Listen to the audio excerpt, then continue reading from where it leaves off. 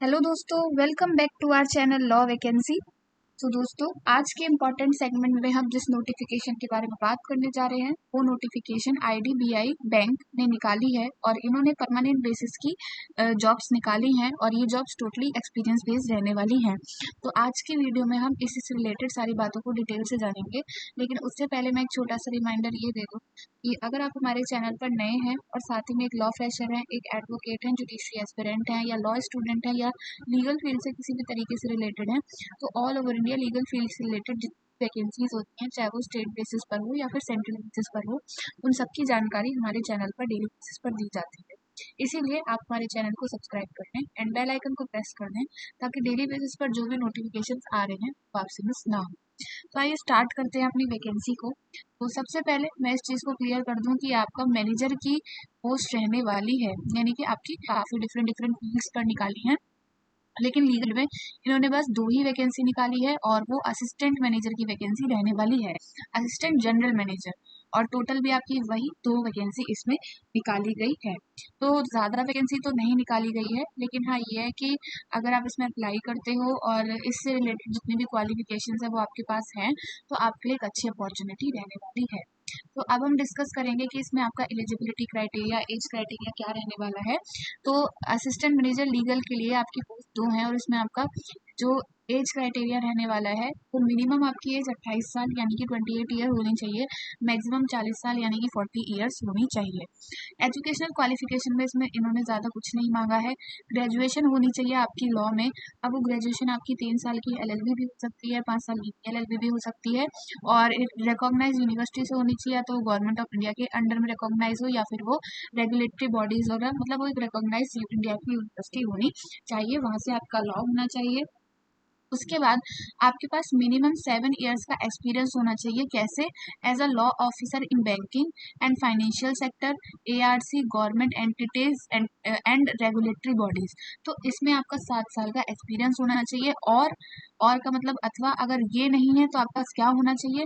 As a practising advocate, अगर आप 4 साल के लिए प्रैक्टिसिंग एडवोकेट है, of which at least 4 years should be as a law officer in banking and financial service, government entities and regulatory bodies. तो भाई आपका फाइनेंशियल सर्विसेज और फाइनेंशियल सेक्टर से रिलेटेड अगर आप एडवोकेट हैं और आपके पास 4 साल का एक्सपीरियंस है और अभी भी आप इस कर रहे हैं, तो आप इसमें आराम से अप्लाई कर। तो ये तो सारी इन्फॉर्मेशन हुई आपकी एलिजिबिलिटी क्राइटेरिया और क्वालिफिकेशन रिलेटेड। अब हम डिस्कस करते हैं कि इसमें आपका सिलेक्शन प्रोसेस क्या रहने वाला है। तो इसमें आपका सिलेक्शन प्रोसेस बहुत ज़्यादा लंबा चौड़ा नहीं रहने वाला है। इसमें आपके एप्लीकेशन फॉर्म की स्क्रीनिंग की जाएगी, उसके बाद इसमें आपको सेलेक्ट किया जाएगा। तो अब दिखा देती हूँ सबसे पहले selection process. The process for aforesaid will be comprise of preliminary screening of stipulated eligibility criteria. Eligibility criteria की आपके देखा जाएगा कि आपके डॉक्यूमेंट सही है नहीं है। एजुकेशनल क्वालिफिकेशन आपकी चेक की जाएगी और आपका वर्किंग एक्सपीरियंस चेक किया जाएगा as declare by candidate in the application form. तो वही आपके एप्लीकेशन फॉर्म की स्क्रूटिनी की जाएगी और फर्दर आपको ये बाद में उस चीज़ को बताएंगे कि आपका इनको इंटरव्यू कंडक्ट करवाना है या जो भी है, तो मोस्ट प्रोबेबली आपका इंटरव्यू कंडक्ट करवाएंगे, बट आपके एप्लीकेशन फॉर्म के बेसिस पर आपको ज़्यादा सेलेक्ट होने के चांसेस हैं। तो आप अपने एप्लीकेशन फॉर्म को बहुत अच्छे से फिल करिए। और यही थी इम्पोर्टेंट इन्फॉर्मेशन। फिर उसके बाद जो मेन इम्पोर्टेंट इन्फॉर्मेशन है वो ये है कि इसमें आपकी सैलरी कितनी रहने वाली है। आपकी सैलरी इसमें 85,920 से 85,920 से लेकर आपकी सैलरी इसमें 1,05,280 यानी कि 1,05,280 तक आपका इसमें जाएगा। और इसमें ग्रॉस इमोल्यूमेंट अगर सारी चीज़ों को काउंट किया जाए तो आपकी इसमें 1,64,000 पर मंथ सैलरी अप्रॉक्स रहने वाली। तो काफ़ी अच्छी खासी इसमें अमाउंट रहने वाली है।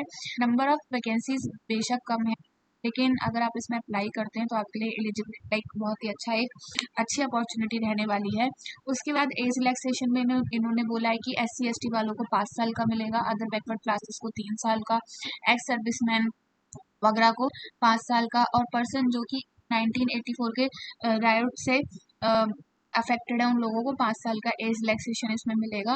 उसके बाद इसमें आपका सारी चीज़ें इन्होंने यही इंपॉर्टेंट लिख रखी हैं। और अब हम जानेंगे कि इसमें आपका एप्लीकेशन फॉर्म का प्रोसेस क्या रहने वाला है और एप्लीकेशन क्या रहेगा। तो इसमें आपको जो एप्लीकेशन फ़ी देनी है वो भी आपको ऑनलाइन बेसिस पर ही देनी है। सारी चीज़ें ऑनलाइन ही आपको इसमें अप्लाई, और इसमें ऑनलाइन अप्लाई करने का मैं बता देती हूँ candidates are required to apply online through website careers. Careers पे जाके लाइक वेबसाइट पे आप जाएंगे, वहाँ पे करियर्स पे जाना है और वहाँ पे आपको ऑनलाइन अप्लाई करना है। वहाँ पे वैलिड आईडी और वैलिड मोबाइल नंबर आपको डालना है। गलत मत डालिएगा, क्योंकि अगर आपका सिलेक्शन होता है तो आपको उसी पे बताया जाएगा। उसके बाद वहाँ पे जाके रजिस्ट्रेशन करके एप्लीकेशन फॉर्म आप फिल करना है। तो ऑनलाइन बेसिस पर ही आपको फिल करना है। और उसके बाद जो सारी चीज़ें आपकी काउंट की जाएंगी, कट ऑफ डेट यानी कि एज और एजुकेशनल क्वालिफिकेशन, वो सब आपका 1 अप्रैल 2025 के अकॉर्डिंग काउंट किया जाएगा। और उसके बाद इसमें अप्लाई करने की जो लास्ट डेट है वो मैं आपको दिखा देती हूँ। इसमें अप्लाई करने की आपकी लास्ट डेट क्या रहने वाली है।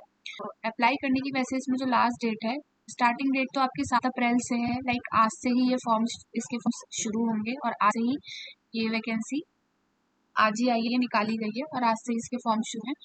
और इसमें अप्लाई करने की जो लास्ट डेट है वो 20 अप्रैल 2025 यानी कि 20 अप्रैल 2025 रहने वाली है। और उसके बाद अगर इसमें एग्जामिनेशन फ़ी की आपकी बात की जाए कि आपका इसमें एग्जामिनेशन फ़ी है, लाइक एप्लीकेशन फ़ी है इसमें, तो मैं अभी आपको डिस्कस कर लेती हूँ आपके साथ। इसमें जो एप्लीकेशन फ़ी रहेगी आपकी, इसमें दे रखा है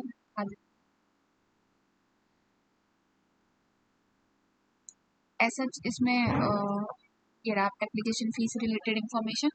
SC ST के लिए 250 रुपये रहेगी और जनरल EWS OBC के लिए 1050 यानी 1000 रुपीज़ रहने वाली है। तो ये आपकी एप्लीकेशन फीस से रिलेटेड थी। और बाकी मैंने बता दिया है लास्ट डेट अप्लाई करने की इसमें क्या रहने वाली है।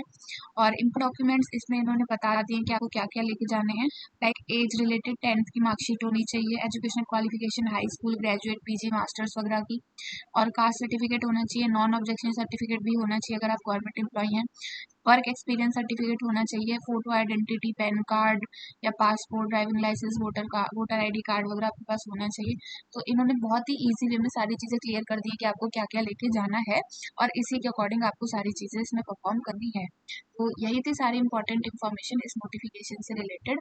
और अगर आप इस नोटिफिकेशन को हमसे लेना चाहते हैं या इससे रिलेटेड आपकी कोई क्वेरी है तो आप हमारे टेलीग्राम चैनल पर क्वेरी पूछ सकते हैं, नोटिफिकेशन को वहाँ पे रीच कर सकते हैं।